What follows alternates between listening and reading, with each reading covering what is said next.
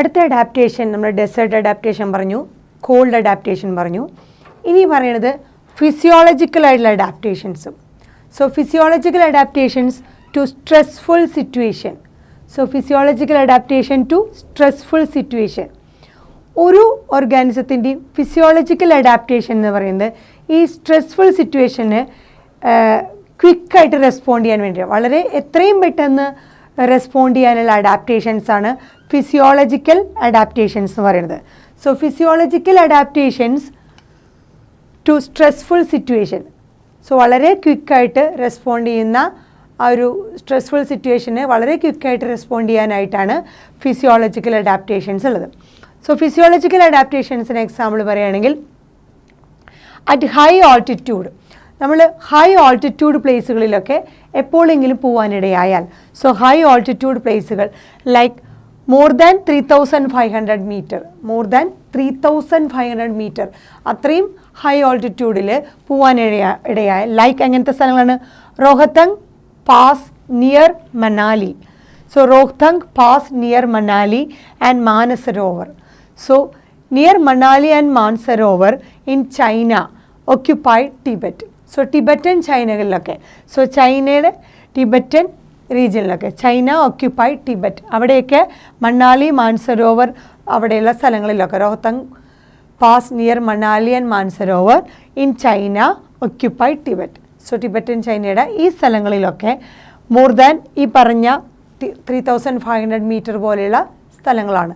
So അവിടെ എത്തുമ്പോൾ ഒരു പേഴ്സൺ ഒരു പെർട്ടിക്കുലർ ആയിട്ടുള്ള ഒരു സിക്നെസ് എക്സ്പീരിയൻസ് ചെയ്യും. ആ സിക്നെസ്സിനെ വിളിക്കുന്ന പേരാണ് ആൾട്ടിറ്റ്യൂഡ് സിക്നെസ്. അവിടെ ഫീൽ ചെയ്യുന്ന ആ ഒരു ഇതിനെ വിളിക്കുന്ന പേരാണ് ആൾട്ടിറ്റ്യൂഡ് സിക്നെസ്. സോ ഹൈ ഓൾട്ടിറ്റ്യൂഡിൽ ഒരു പേഴ്സൺ എക്സ്പീരിയൻസ് ചെയ്യുന്ന ആ അവസ്ഥയെ വിളിക്കുന്ന പേരാണ് ആൾട്ടിറ്റ്യൂഡ് സിക്നെസ്.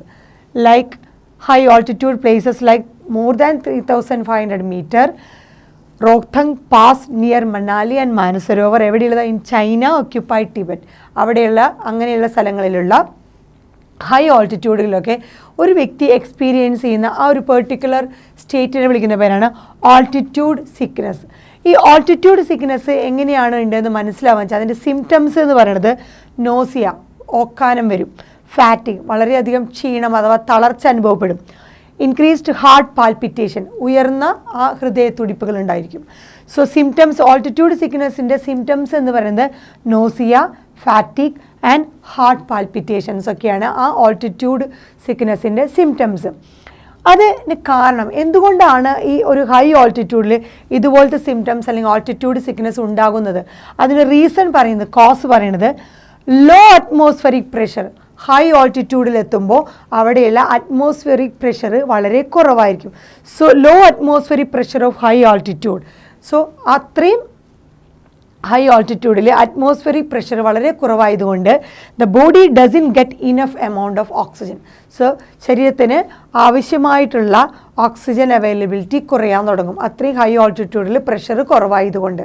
സോ ഇതുകൊണ്ടാണ് ഈ പറഞ്ഞ ആൾട്ടിറ്റ്യൂഡ് സിക്നെസ് ഉണ്ടാകുന്നത്. എന്തൊക്കെയാണ് ആൾട്ടിറ്റ്യൂഡ് സിക്നെസ്സിൻ്റെ symptoms? Nausea, fatigue and heart palpitations പോലത്തെയുള്ള ആൾട്ടിറ്റ്യൂഡ് സിക്നെസ് പ്രോബ്ലം ഉണ്ടാകുന്നു. അല്ലെങ്കിൽ അങ്ങനത്തെ ഒരു സ്റ്റേറ്റ് എക്സ്പീരിയൻസ് ചെയ്യുന്ന ഒരാൾ ഇത്രയും ഹൈ ഓൾട്ടിറ്റ്യൂഡിൽ പോവുകയാണെങ്കിൽ. അതിന് കാരണം അത്രയും ഹൈ ഓൾട്ടിറ്റ്യൂഡിൽ എത്തുമ്പോൾ അവിടെ അറ്റ്മോസ്ഫിയറിക് പ്രഷർ കുറവായതുകൊണ്ട് ശരീരത്തിന് ആവശ്യമായ ഒരു ഇനഫ് എമൗണ്ട് ഓഫ് ഓക്സിജൻ കിട്ടുന്നില്ല.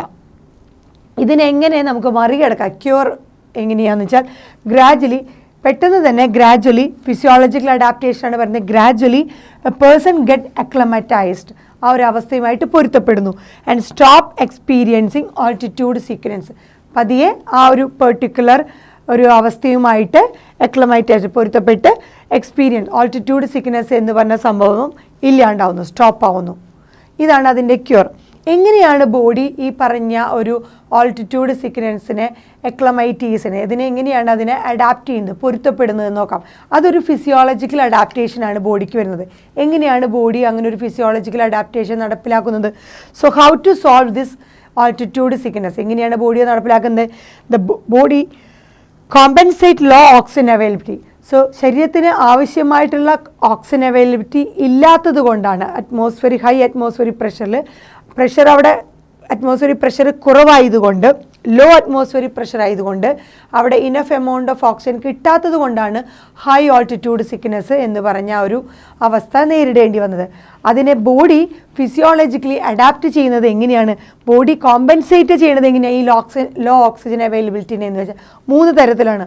ഒന്ന്, ബൈ ഇൻക്രീസിങ് RBC പ്രൊഡക്ഷൻ, ശരീരത്തിലെ RBCയുടെ പ്രൊഡക്ഷൻ, റെഡ് ബ്ലഡ് സെല്ലിൻ്റെ പ്രൊഡക്ഷൻ കൂട്ടാൻ തുടങ്ങുന്നു.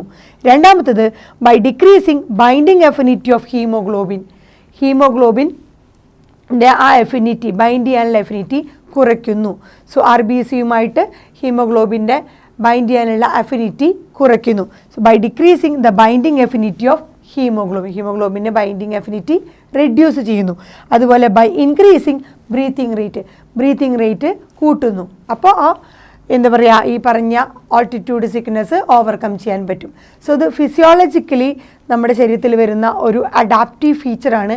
എങ്ങനെയാണ് ലോ ഓക്സിജൻ അവൈലബിലിറ്റീനെ അവർ കോമ്പൻസേറ്റ് ചെയ്യുന്നതെന്ന് വെച്ചാൽ RBCയുടെ പ്രൊഡക്ഷൻ കൂട്ടുന്നു, ബോഡിയിൽ ഹീമോഗ്ലോബിൻ്റെ ബൈൻഡ് ചെയ്യാനുള്ള എഫിനിറ്റി കുറയ്ക്കുന്നു, ബ്രീത്തിങ് റേറ്റ് കൂട്ടുകയും ചെയ്യുന്നു. ഇങ്ങനെയാണ് ആ ഓൾട്ടിറ്റ്യൂഡ് സിക്നെസ് എന്ന് പറഞ്ഞ പ്രോബ്ലം ഹൈ ഓൾട്ടിറ്റ്യൂഡിലെത്തുമ്പോൾ കുറച്ച് കഴിഞ്ഞാൽ ഗ്രാജുവലി തന്നെ അത് ആ പ്രോബ്ലത്തിൽ നിന്ന് ഓവർകം ചെയ്യാൻ പറ്റും. ഇതൊരു ഫിസിയോളജിക്കൽ അഡാപ്റ്റേഷനാണ്. സോ അങ്ങനെയാണെങ്കിൽ ഒരുപാട് ട്രൈബ്സുകളിലൊക്കെ കാണുന്ന, ട്രൈബൽ റീജിയനിലൊക്കെ കാണുന്ന ആളുകളിൽ എക്സാമ്പിൾ ഹൈ ഓൾട്ടിറ്റ്യൂഡ് ഓഫ് ഹിമാലയയുടെ ഹൈ ഓൾട്ടിറ്റ്യൂഡിലൊക്കെ ഒരുപാട് ട്രൈബ്സ് ഉണ്ട്. അവർക്ക് അവരുടെ ബോഡിയിൽ ഹയർ RBC കൗണ്ട് ആയിരിക്കും. അവരുടെ RBC കൗണ്ട് വളരെയധികം കൂടുതലായിരിക്കും. നോർമൽ പ്ലെയിൻ റീജിയനിൽ താമസിക്കുന്ന ആളുകളെക്കാളും കൂടുതൽ ഹയർ എമൗണ്ട് ഓഫ് RBC ആയിരിക്കും ഈ ഹൈ ഓൾട്ടിറ്റ്യൂഡ് ഓഫ് ഹിമാലയയിൽ കാണുന്ന ട്രൈബ്സിന് ഉണ്ടാവുക. അവിടെയുള്ള ആദിവാസികൾ അല്ലെങ്കിൽ അങ്ങനത്തെ ആളുകളിലൊക്കെ എന്തായിരിക്കും, അവരുള്ള ഹൈ ഓൾട്ടിറ്റ്യൂഡ് ഹിമാലയയിലൊക്കെ ഉള്ള അവരുടെ ബോഡിയിലുള്ള RBCയുടെ കൗണ്ട് വളരെയധികം കൂടുതലായിരിക്കും. നോർമൽ പ്ലെയിൻ റീജിയനിൽ കാണുന്ന അവിടത്തെക്കാളും കൂടുതൽ RBC കൗണ്ട് ആയിരിക്കും ഈ പറഞ്ഞ ട്രൈബ്സിലുള്ള, എവിടെ ഹിമാലയൻ റീജിയനിലുള്ള ഹൈ ഓൾട്ടിറ്റ്യൂഡിൽ ഹിമാലയൻ റീജിയനിലുള്ള ട്രൈബ്സിലുള്ള RBC പ്രൊഡക്ഷൻ. എന്നാൽ മാത്രമേ അവർക്ക് അവിടുത്തെ ആ ഒരു ഹാബിറ്ററ്റുമായിട്ട് അഡാപ്റ്റ് ചെയ്ത് പോകാൻ പറ്റുള്ളൂ. സോ ഇങ്ങനത്തെ ഓൾട്ടിറ്റ്യൂഡ് സിക്നെസ് പ്രോബ്ലംസ് ഒന്നും ഈ പറഞ്ഞ ട്രൈബ്സിനുണ്ടാവില്ല. ബിക്കോസ് അവരുടെ ബോഡിയിൽ ഹയർ RBC ഓൾറെഡി ഉണ്ട്. നോർമൽ പ്ലെയിൻ റീജിയനിൽ കാണുന്നവരെക്കാളും കൂടുതൽ RBCയുടെ പ്രൊഡക്ഷൻ അവരുടെ ബോഡിയിൽ ഉണ്ടായിരിക്കും. സോ അങ്ങനെ അവർക്ക് ആ ഒരു പ്രോബ്ലം ഫേസ് ചെയ്യേണ്ടി വരില്ല.